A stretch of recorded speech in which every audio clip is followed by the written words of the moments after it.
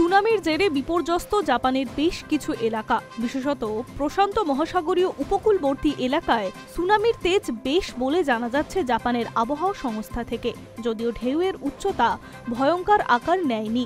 বুধবার রাশিয়ার পূর্ব কামচাটকা উপদ্বীপ এলাকায় কেঁপে ওঠে জোরালো ভূমিকম্প। রিক্টার স্কেলে কম্পনের মাত্রা ছিল 8.8।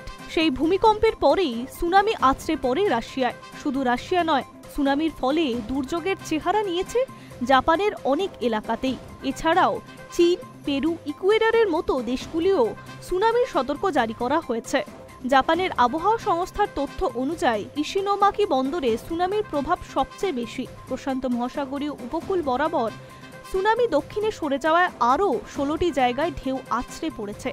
বুধবার সকাল থেকে জাপানের উপকূলবর্তী এলাকার কিছু এলাকায় সুনামি আছড়ে পড়তে শুরু করেছে। উপকূলীয় অঞ্চল থেকে বাসিন্দাদের সরিয়ে নিয়ে যাওয়ার প্রতিক্রিয়া শুরু হয়েছে।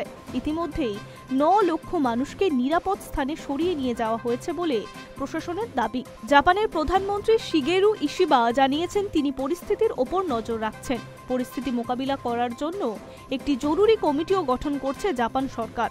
High news network.